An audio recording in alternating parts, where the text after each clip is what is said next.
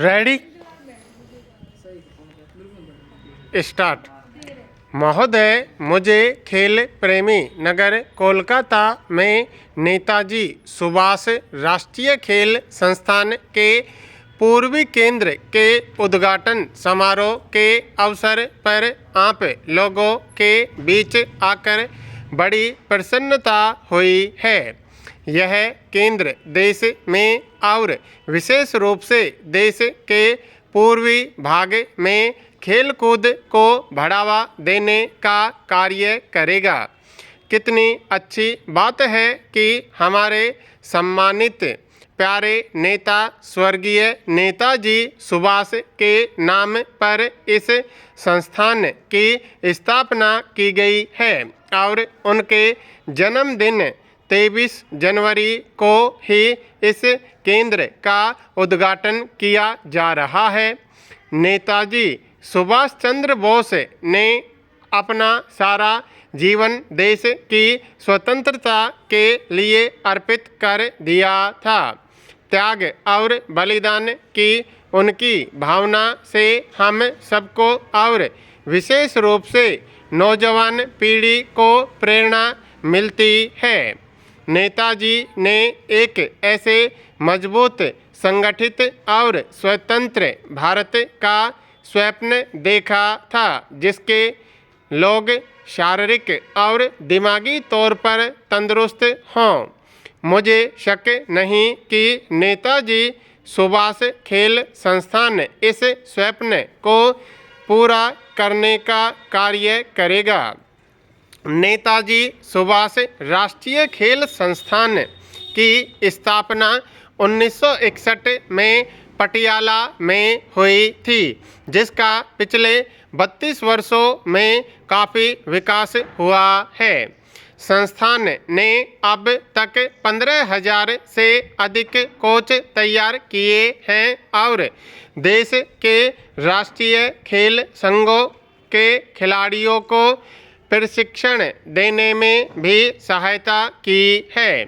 खेलों के मामले में देश के दक्षिणी प्रदेशों की विशेष आवश्यकताओं को पूरा करने के लिए कुछ वर्ष पूर्व इसी दिन बेंगलोर में इसके दक्षिणी केंद्र का उद्घाटन किया गया था। मुझे पूरी आशा है कि कोलकाता में पूर्वी केंद्र की स्थापना से खेलों के क्षेत्र में संस्थान राष्ट्र के लिए उपयोगी सेवा कर सकेगा।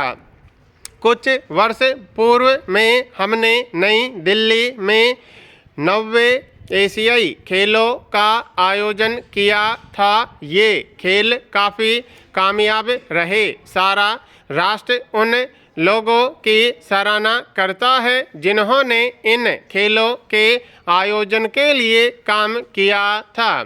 नेताजी सुभाष राष्ट्रीय संस्थान ने भी अंतर्राष्ट्रीय महत्व के इस काम में अपनी महत्वपूर्ण भूमिका निभाई थी। इन खेलों में हमारी टीमों और खेल प्रतियोगियों ने पहले से कहीं बेहतर प्रदर्शन किया। हमारे खिलाड़ियों ने इन खेलों में 57 मेडल जीते, जबकि 1978 में बैंकॉक में हुए पिछले एशियाई खेलों में उन्हें 28 मेडल ही मिले थे। इसके लिए खेल विभाग नेताजी सुभाष राष्ट्रीय खेल संस्थान, राष्ट्रीय खेल संघ तथा भारतीय ओलंपिक संघ बधाई के पात्र हैं। महोदय, हमें स्मरण रखना होगा कि अपने विशाल देश के आकार और जनसंख्या को देखते हुए हमें खेलों के स्तर को अभी और ऊंचा उठाना होगा।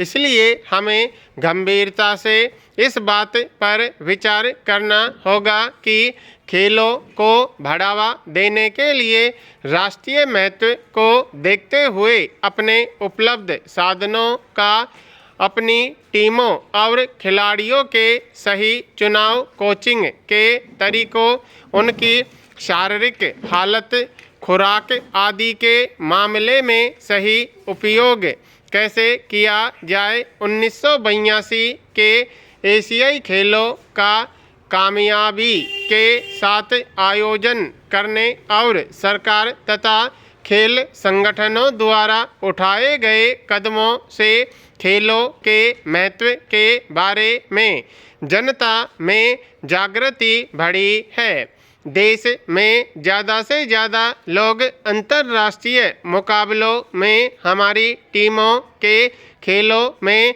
दिलचस्पी लेने लगे हैं। इसलिए खेलों का स्तर सुधारने के लिए पूरी कोशिश की जानी चाहिए।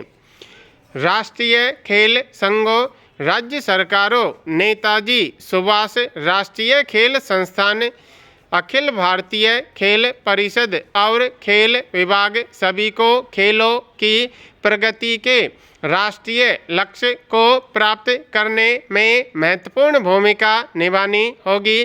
खेलों को बढ़ावा देने और देश में खेलों के स्तर को ऊंचा उठाने के मामले में केंद्रीय सरकार ने एक अलग खेल विभाग की स्थापना की है और 1982 के एशियाई खेलों के लिए अंतर्राष्ट्रीय दर्जे की सुविधाएं उपलब्ध कराने के लिए काफ़ी खर्च किया गया था, जिससे पता चलता है कि केंद्रीय सरकार खेलों को कितना महत्व देती है।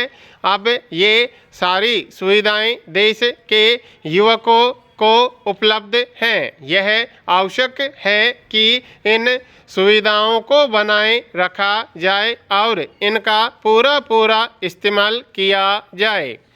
अपने अपने क्षेत्रों में खेल को बढ़ावा देने और शिक्षा संस्थाओं तथा आम जनता के लिए खेल संबंधी सुविधाएं उपलब्ध कराने की राज्य सरकारों की विशेष जिम्मेदारी है।